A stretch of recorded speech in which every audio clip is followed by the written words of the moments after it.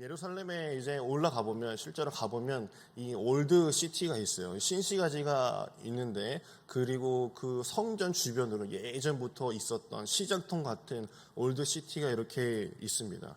이 재미있는 것은 이 올드 시티에 가보면 구역이 다 있어요. 뭐 유대인 구역, 무슬림 구역, 뭐 기독교인의 구역으로 해가지고 그 사람들이 모여가지고 거기서 장사를 하고 이제 군락을 이루고 사는 모습을 볼 수 있습니다. 그만큼 이 사막 한가운데 별것 아닌 그 산이 그 몇 개의 종교에 큰 영향을 끼치고 있다는 것을 이제 보여주고 있죠.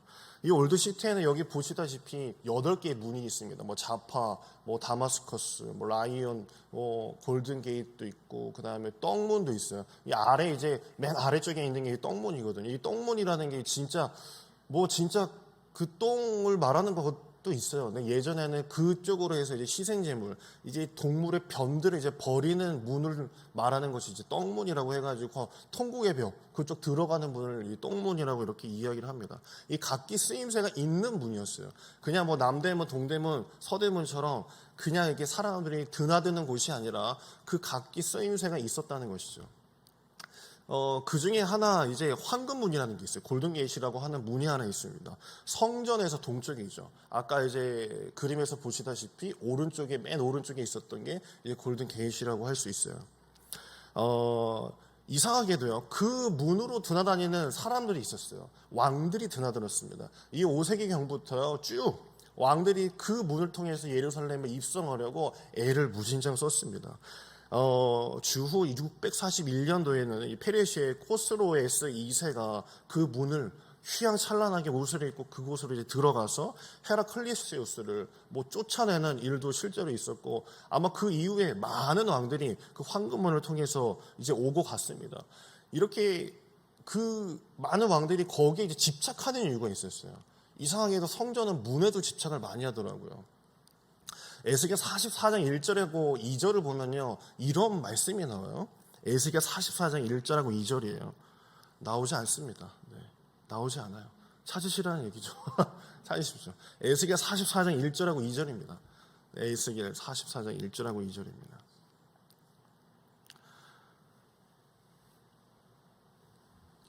이제 유대인들이 여기 이제 황금문에 동쪽 문에 이제 집착하는 이유를 아마 여기를 근거해가지고 많이들 이제 이야기를 하는 것이죠. 나중에는 이 술탄이라는 그 페르시아 사람이 거기를 아예 막아버리는 일도 있어요. 그 이유가 이렇게 나와요.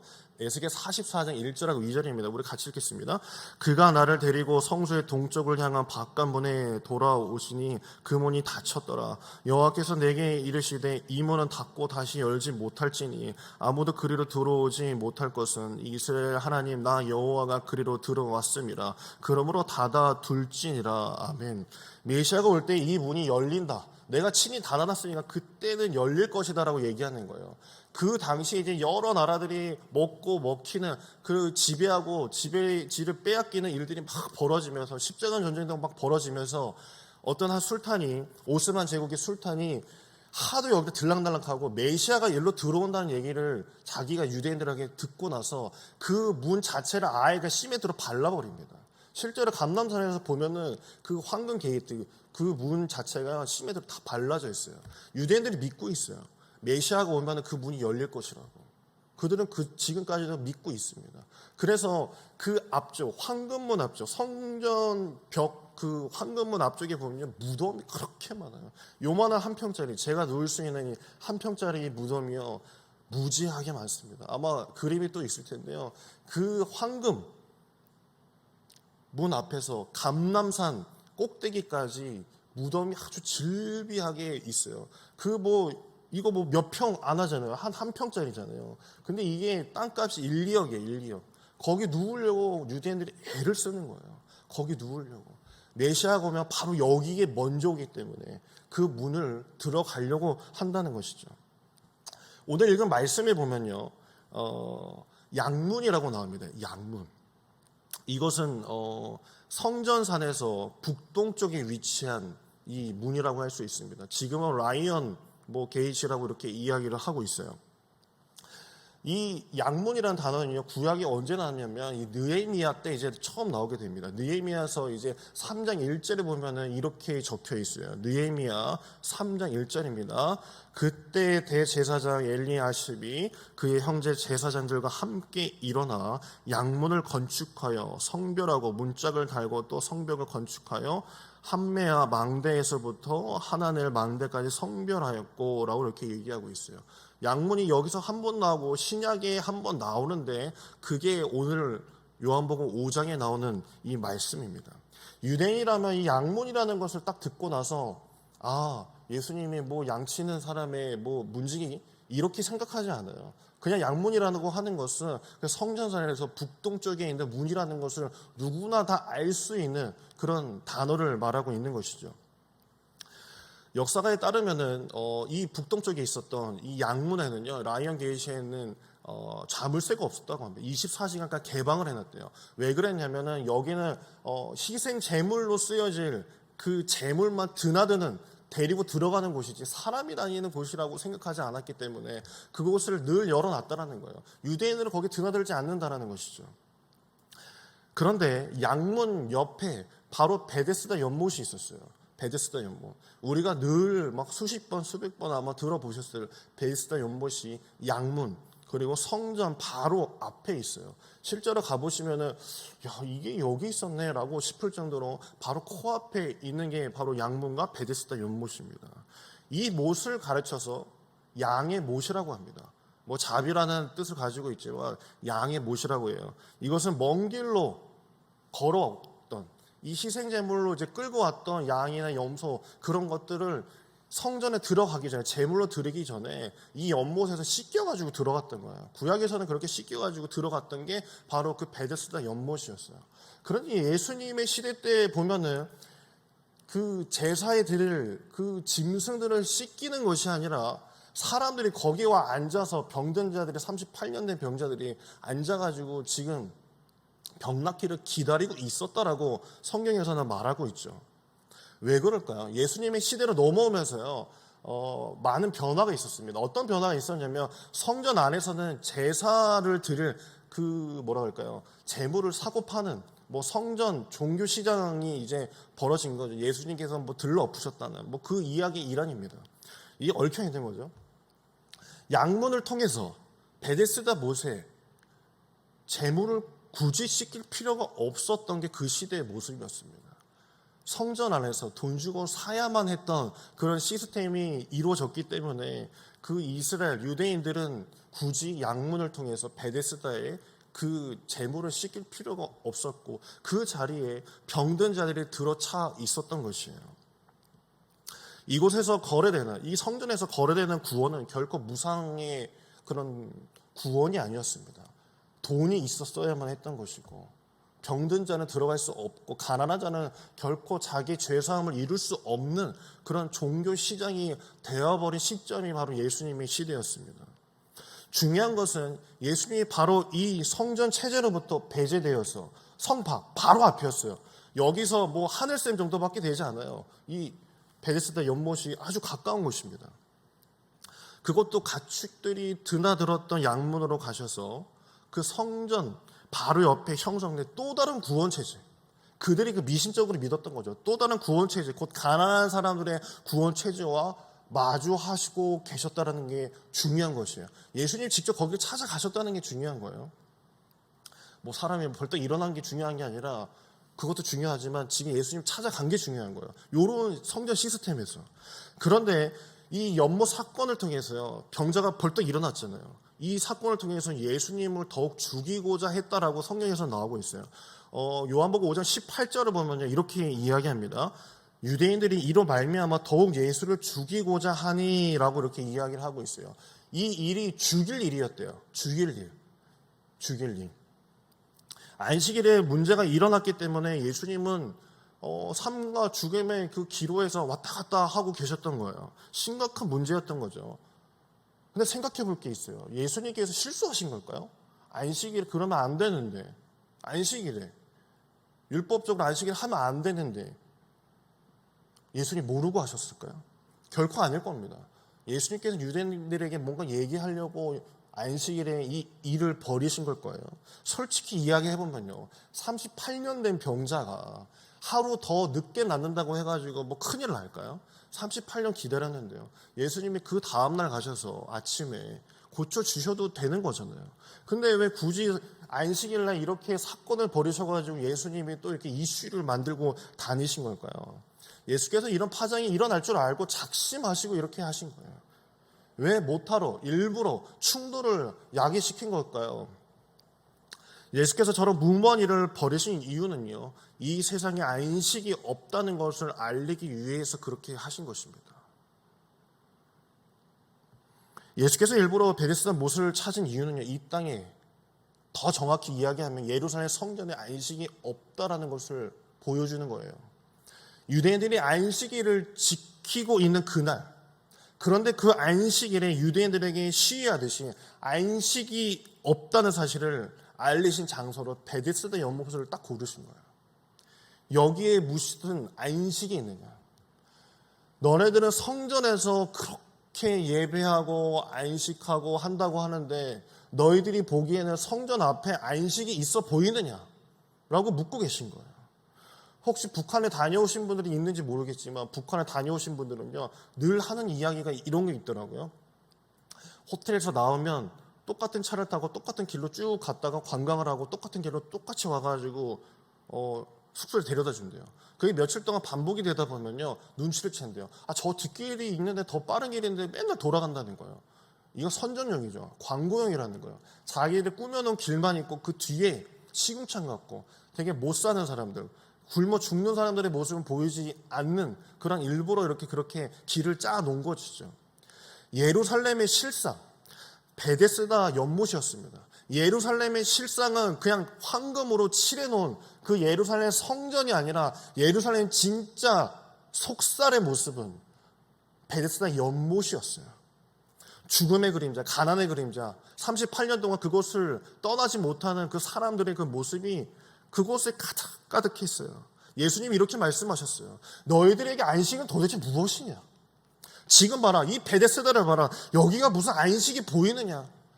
너희들은 그렇게 죄사함을 한다고 그러고 황금 동전을 튀겨가면서 너희들은 장사를 하고 너희들은 이곳에서 멋진 제물과 멋진 황금 성전에서 제사를 드린다고 하지만 코앞에 있는 저자들은 도대체 뭐냐?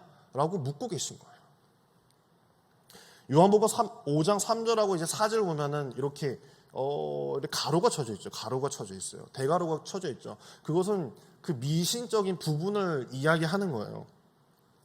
어쩌면 그 사람들, 베데스다 연못에 있던 사람들은요, 미신이라는 걸 알면서도 재물 짐승들이 몸을 담궜던 그곳에 계속 머물 수밖에 없었어요.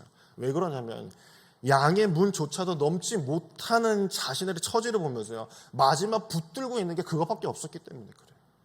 성전에 들어갈 수도 없어요. 너 같은 죄인이, 너 같은 병신이 여기 와가지고 어디 근처 오지 마. 저 문 넘지 마. 너 성전 문 저거 넘지 마. 너 진짜 그래 큰일 난다. 베데스다 너 거기까지. 우리가 봐주는 건 딱 거기까지야. 병든 자들, 죄인들아 거기까지만 와라. 라고 예수께서는 그것을 보고 계시고 유대인들이 딱 꼬집어서 이야기를 하고 계신 거예요. 죄인들은 그 마지막 베데스다 연못에서 아무도 도와주지 않고 아무도 손 내밀어 주지 않고 제사장들이 저 위로 계속 돌아다니고 바베큐 냄새가 얼마나 많이 나겠어요. 굶주림을 참아가면서 그들은 버티고 버티는 거예요. 저 물 동하는 거 미신인 거 빤히 알면서 행여나 혹시나 하면서 그들은 버티고 살고 있었던 것이죠. 베데스다는 자비라는 뜻을 가지고 있었지만 그곳엔 결코 자비란 없었습니다. 긍휼이 없었어요. 하물이고 아래에 있는 사람들끼리 그들은 또 경쟁을 하고 또 경쟁을 했어요. 누가 먼저 그 연못에 발을 담그는 자, 그들이 낳는다고 했죠. 그것은 그들끼리 또 경쟁을 하는 거예요. 없는 사람들끼리 피 터지게 싸우는 것처럼 그렇게 살고 있었던 것을 예수님은 성전 바로 앞에서 보고 계셨던 것이죠.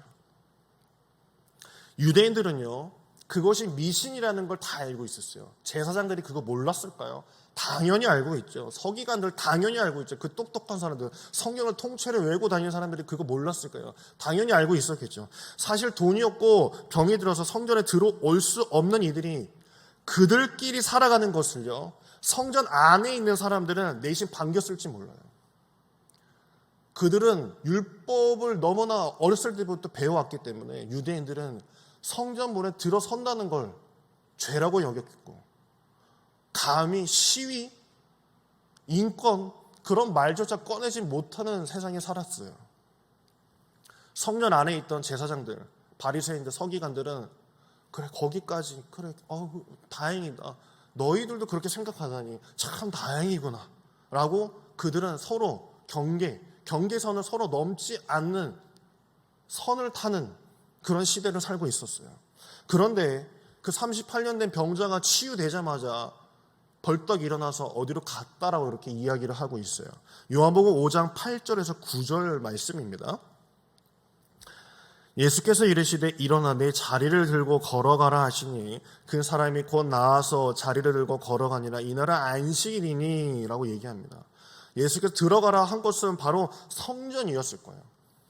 자신이 바로 낳자마자 가고 싶었던 거, 38년 동안 저 곳 한 번도 못 들어가 본 거, 그 안식이라는 거, 유대인이라면 한 번쯤 가서 진짜 하나님 앞에서 무릎 꿇고 한번 울어보고 싶은 거, 그곳에 들어가 보는 게 꿈 아니었겠습니까? 아마 예수께서 일어나 가라라고 하신 말씀은요, 아마 너 성전으로 들어가 임마, 빨리 가, 낫게 해주는데 빨리 가 라고 하셨을 거예요.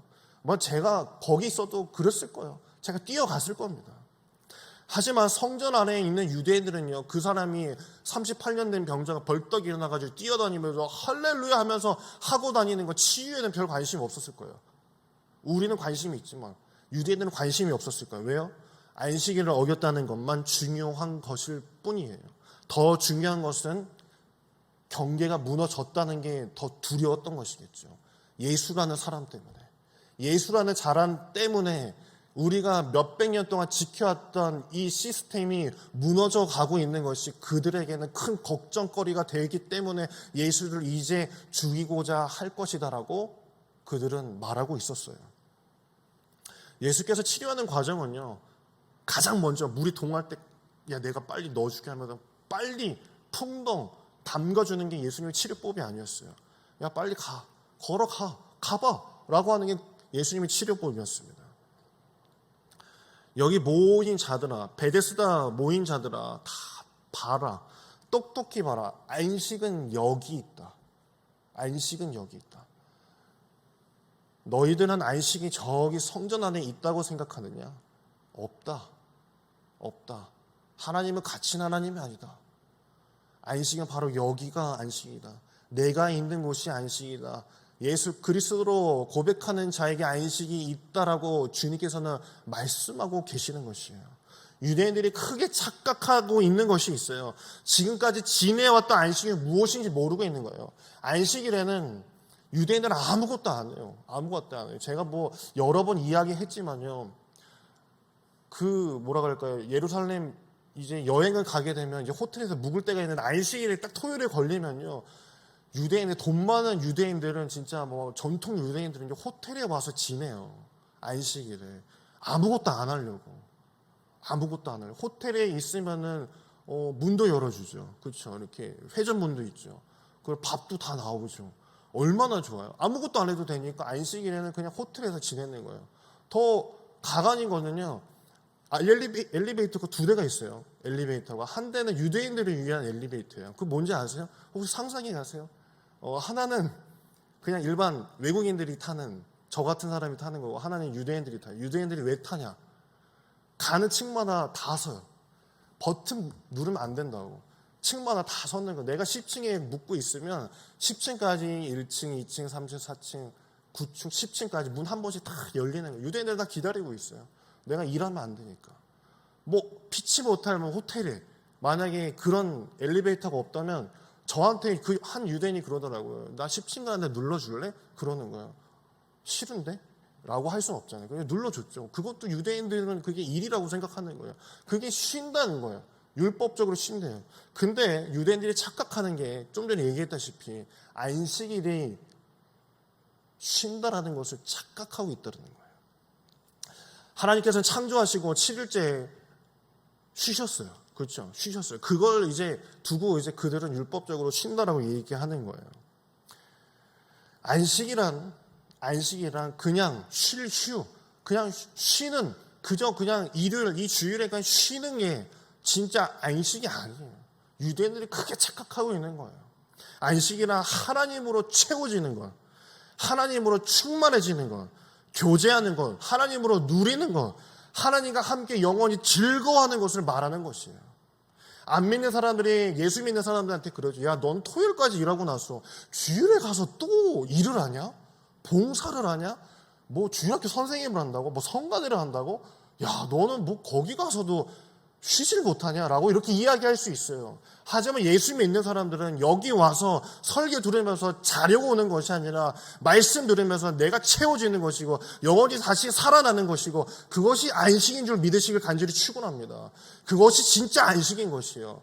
유대인들은 그걸 착각하고 있었던 것이에요. 그저 안식은 내가 돈을 들여가지고 재물 드리고 안식일에 무조건 쉬고 그것이 안식이라고 생각을 했겠지만 주님께서 생각하신 안식은 주님을 통하여서 너가 낳고자 한다면 너가 낳는 것이고 저 성전에만 안식이 있는 것이 아니라 정말 궁핍하고 정말 하나님의 사랑을 누리지 못하는 그들에게 하나님의 사랑이 전해지는 것, 그것이 진정한 안식이라고 주님께서는 보여주고 계셨던 것이에요. 우리가 살아가는 목적은 그냥 쉬려고, 이 주일날 그냥 쉬려고 사는 것이 아닙니다. 하나님과 교제하고 주의 말씀을 통해서 이 시간을 통해서 진짜 이 시간 정말 자고 싶고 그런 시간 아니겠습니까? 제가 지난주 주일 저녁부터 제가 휴가를 다녀왔어요. 토요일 아침에 이제 출근하면서 딱 느낀 게 하나 있어요. 이번 그 휴가 때 느낀 게 딱 하나 있어요. 아, 교회를 안 하면 이렇게 좋구나 라는 걸 느꼈어요. 이건 진짜 거짓말이 아닙니다. 주일 저녁에 집에서 TV를 켜놓고 유튜브를 눌러놓고 오 목사님이 설교하시는 걸 보는데 얼마나 행복한지 몰라요. 와, 교회를 안 가도 이렇게 예배를 드릴 수 있구나. 저는 그렇게 처음 해봤잖아요. 저는 뭐 코로나 3, 4월에도 계속 여기에 와서 이제 설교하고 아무도 없을 때 예배 드렸으니까요. 처음 느낀 거예요. 근데 그게 진짜 쉬는 건가? 라는 착각을 불러오더라고요. 하지만 이곳에 와서 여러분들이 이곳에 오셔서 예배 드리는 거 쉬고 싶고 누워서 예배 드리면 얼마나 편해요. 그렇죠? 저만 좀 쓰레기인가요? 다들 아니신가 보네요. 하지만 이 자리에 나온다는 것은요, 내 마음에 하나님이 채워주시는 게 있기 때문에 내가 나오는 거예요. 이 자리에 하나님의 은혜가 있기 때문에 내가 이 자리에 나오는 것이에요. 예수님의 이름으로 내가 부르짖는 것은 세상에 줄 수 없는 것을 주님이 나에게 주신다는 것을 내가 믿고 주님께 기도하기 때문에 이 자리에 있는 것 아닐까요? 바로 유대인들에게는 그런 안식이 없었어요. 그래서 예수께서 이 땅에 오셔서요, 내가 안식일의 주인이니라 라고 이렇게 말씀하셨어요. 마가복음 2장 28절. 이러므로 인자는 안식일의 주인이니라 라고 말씀하십니다. 진정한 안식, 진정한 병고침은 나를 통해서 이루어진다라고 주님은 말씀하고 계셨어요. 38년의 병자는 치유가 되고 나서 성전에 들어간 것 같지만 그 시선들은 곱지 않았어요. 제가 아까 얘기했다시피 10절에 보면 이렇게 얘기하고 있어요. 유대인들이 병 나은 사람에게 이르되 안식일인데 내가 자리를 들고 가는 것이 옳지 아니하니라 라고 유대인들의 그 방금 치유된 사람한테 얘기하고 있는 거예요. 너 안식일에 이렇게 움직이는 게 옳은 것 같니? 라고 이제 대묻고 있는 것이죠. 치유받는 거 별로 관심 없어요. 질서가 깨진 게 문제였던 것이죠. 안식일 규정은 핑계일 뿐이고 성전 안으로 넘어온 것을 용서할 수 없었던 것이에요. 하지만 예수님께서는 그걸 다 깨셨습니다. 깨셨어요. 성전 그거 너희들이 이렇게 만들어 놓은 것이다 라고 꼬집으시면서 이제 성전에 구원은 없고 나를 통한 구원이 있다라고 선포하고 계신 거예요. 바로 그렇게 양문을 경계로 하여 나뉘어 있던 두 공간을 들어가셔서 그 공간을 깨버리시고 그것을 다 합쳐버리셨어요. 구원은 너희에게도 있다. 구원은 병든 자에게도, 구원은 세리에게도, 창녀에게도, 과부에게도, 병든 자에게도 있다라는 것을 예수님께서는 성전 코앞에서 선포하신 거예요. 마귀도요, 이 사탄도 영원히 구원받지 못하고 구원의 선을 넘지 않기를 원할 겁니다. 그 선을 넘으려고 할 때 무너뜨리고 넘어뜨리고 영적 싸움을 계속하게 하는 거예요. 기적은 38년 된 병자가 벌떡 일어나서 뛰어다니는 것이 아니라 성전에만 존재한다고 믿었던 안식과 제사함, 그리고 구원이 예수님을 통해서 나도 구원받을 수 있다라는 자라는 것을, 하나님의 자녀라는 것을 깨닫게 하는 것, 그것이 예수님께서 말씀하시는 것이에요. 그 벽을 허무셨어요. 예수님은 십자가를 통해서 이 땅의 구원의 개념을 다 부셔버리시면서 너희에게 하나님께서 친히 사랑하셔서 너에게 구원을 직접 가지도록 말씀하셨다라고 주님은 보이신 것이에요. 벽을 허문 그 사건, 십자가를 통해서 그것을 깨버린 것, 그것이 바로 복음입니다.